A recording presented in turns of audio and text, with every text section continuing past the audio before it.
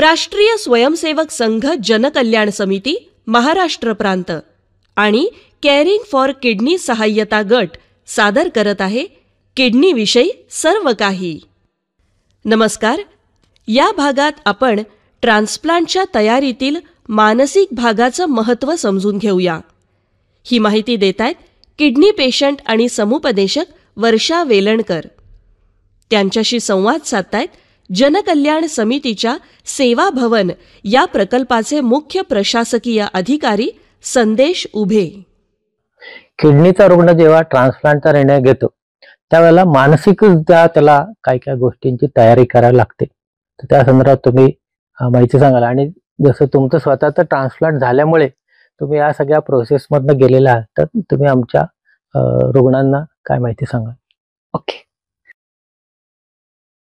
खरं म्हणजे मनाची तयारी झाली की सगळ्या गोष्टी उत्तम होतात असं आपण म्हणतो. तर ट्रान्सप्लांट हे रुग्णासाठी, किडनी रुग्णासाठी नवीन जीवन असतं आणि हा उपचाराचा एक अत्यंत महत्वाचा भाग आहे, जसं डायलिसिस आहे. तर ते करताना ट्रान्सप्लांट म्हटलं की रुग्ण हरखून जातो, कारण त्याला नवीन आयुष्य मिळणार असतं.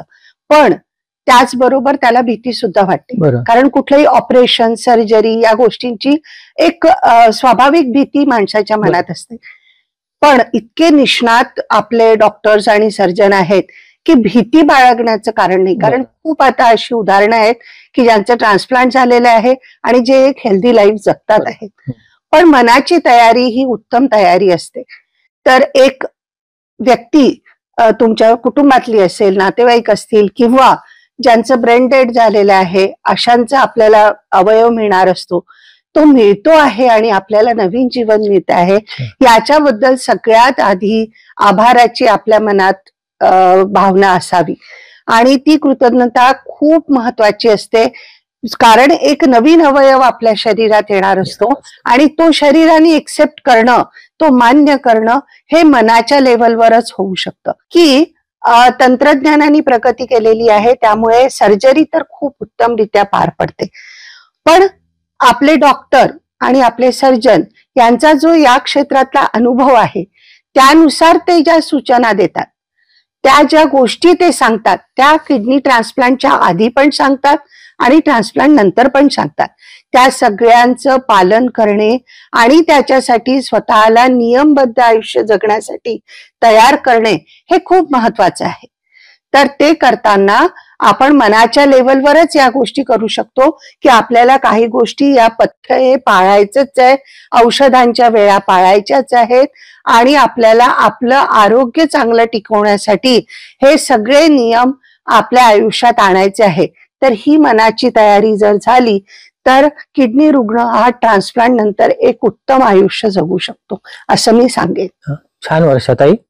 ऍक्च्युली 3 गोष्टी यांनी तुम्ही खूप महत्वाच्या सांगितल्या. एक तर आशावाद, की आपल्याला नवीन आयुष्य मिळतं, त्याच्या आशावादासंदर्भात तुम्ही सांगितलं. नंतर जो आपल्याला किडनी देतो त्याच्याविषयी असलेली कृतज्ञता, कारण आपल्याला नवीन आयुष्य सुरुवातीला जसं तो कृतज्ञता देतो. आणि नंतरचं सगळ्यात महत्वाचं म्हणजे डॉक्टरांनी सांगितलेले प्रत्येक सूचनेची अंमलबजावणी करणं हे त्या सगळ्यात महत्वाचं आहे. खूप आवश्यक. वर्षाताई तुम्ही खूप छान सांगितलं आणि याचा पेशंटला आणि रुग्णांना खूप फायदा होईल. धन्यवाद. अधिक माहितीसाठी जनकल्याण स्वास्थ्य सल्ला व मार्गदर्शन केंद्राला अवश्य भेट द्या. आमचा पत्ता सेवा भवन, सर्वेक्षण क्रमांक 136, पटवर्धन बाग चौक, गुळवणी महाराज पथ, एरंडवणे, पुणे 411004.